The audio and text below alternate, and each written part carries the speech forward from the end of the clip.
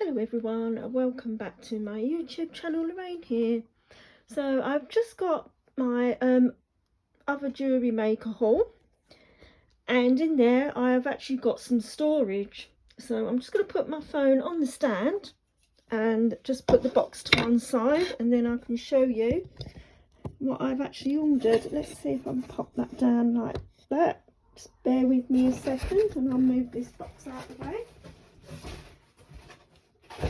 So I'm going to start with just the gemstones that I ordered first of all, and I got myself some really lovely black banded agate. They had these, I think it was $4.99. Let me just get my invoice quickly.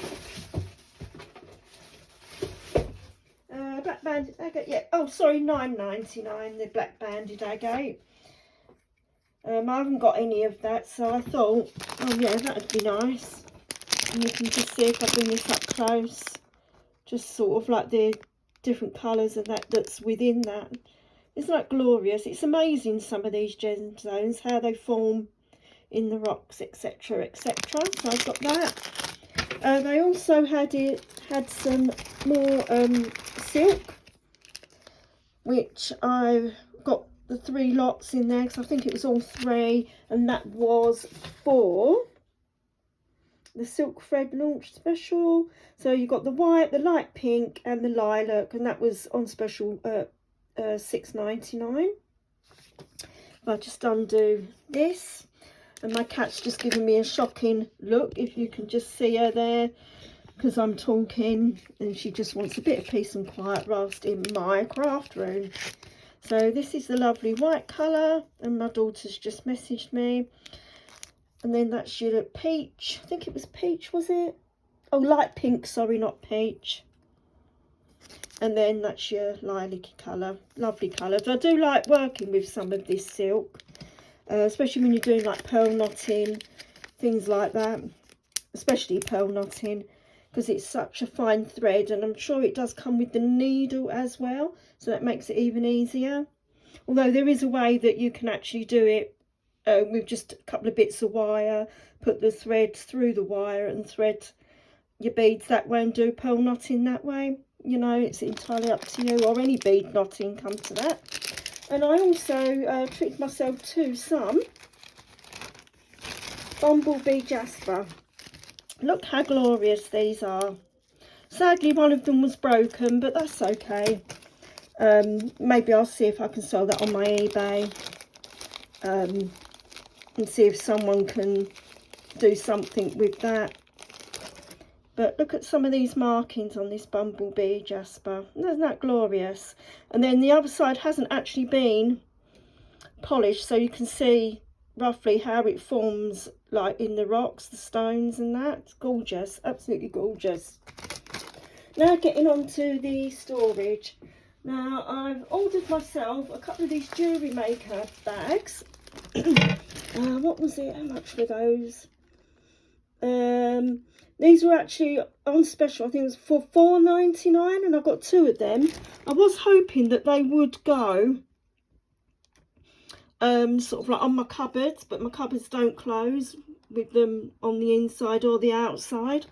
So I might put a little rack or a hook thing under a little gap that I've got on my cupboards, in between the cupboards, and then I can just hang it on like that and put bits and pieces in there just while I'm working. So that's it in the bag, and then I'm just going to twist round, just take this off the stand, and you can see just there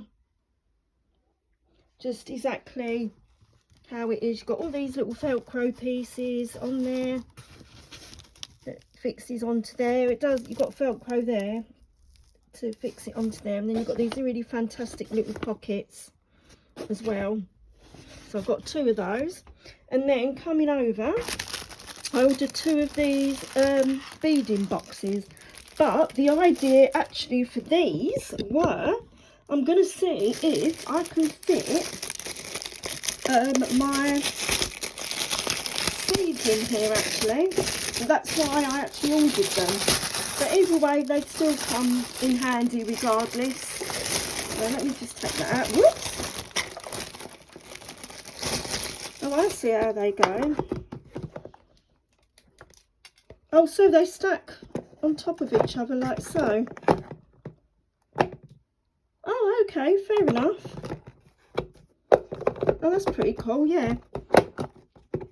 Now I put that round the wrong way, but it doesn't matter. But you can see, if I take all this off, they have got like your little storage components, and I thought, oh, maybe they might be deep enough to keep my little seeds in, packet of seeds.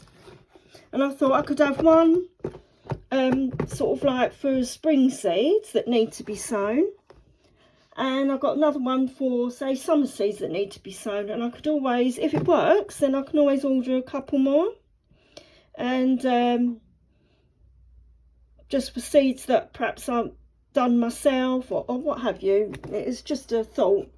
So that's the storage that I purchased. So I'm just going to put all this away, because while I've got a video going, I'm actually going to show you my little pendant that I made. Whoops. Put that all to one side. So the sterling silver pendant that I was working on, I'm not sure whether I'm going to put it on a chain or do like a corded necklace. I haven't quite decided. I've just got it on a little bit of black cord at the moment, but this is a 925 sterling silver diamond tree of life pendant that I've made. And as before, as you can see from the other side, that was like the oval shape that I made. I then wire wrapped it round, and then that top section I done a little loop, and the little cat's just coming over to investigate, to see what I'm doing. And then obviously you put all your bits of wire on, you twist all the wire, and then all these separate wires that you put on, you then thread all your beads or your chips onto there, which is, this is diamond chips. And then what you do is you then wire wrap each section around, like the wired bit that you've got there, as you can see, just where those extra additional wires are on there. So I was really pleased how this come out. I would like to get a stronger sterling silver wire. I think maybe I should have hammered it out a little bit more, possibly. You know, I was just a bit worried about damaging the overall sterling silver, because obviously sterling silver is a lot softer as opposed to, say, a copper, which is then coated in silver. So copper is a much stronger material as opposed to the sterling silver on its own.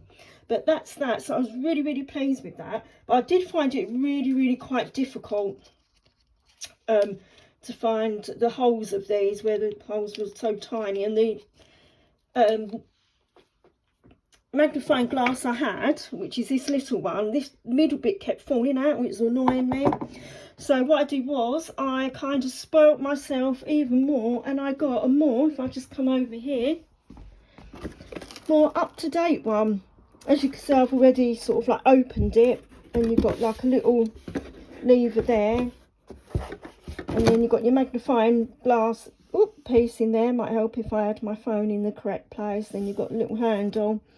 But if I'm able to just bring this down a little bit without everything falling out, you can see sort of like roughly how it attaches to your workbench, and then it sort of comes along, and then this big magnifying glass, you can just twist it around this bit here, and it's also got a little light on as well. You just push the little button.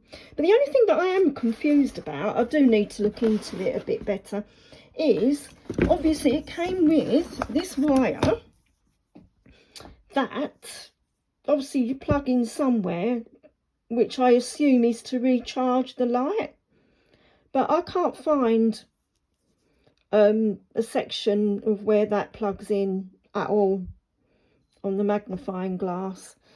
So I do need to look into that. Or if someone that watches this video has got one of these, perhaps they could enlighten me as to what this wire is for and how you actually plug it in somewhere. to charge up the light, if that's what its purpose is. But anyway, can't wait to use that on my next little project. And that's it, I think, for this video. I'll probably do another video at some point, because I've got some more goodies coming. And I was trying to think if there was anything else before I finish this video. No, I think that's it for now. But anyway, take care everybody. Enjoy the rest of your Monday. Bye for now. Bye.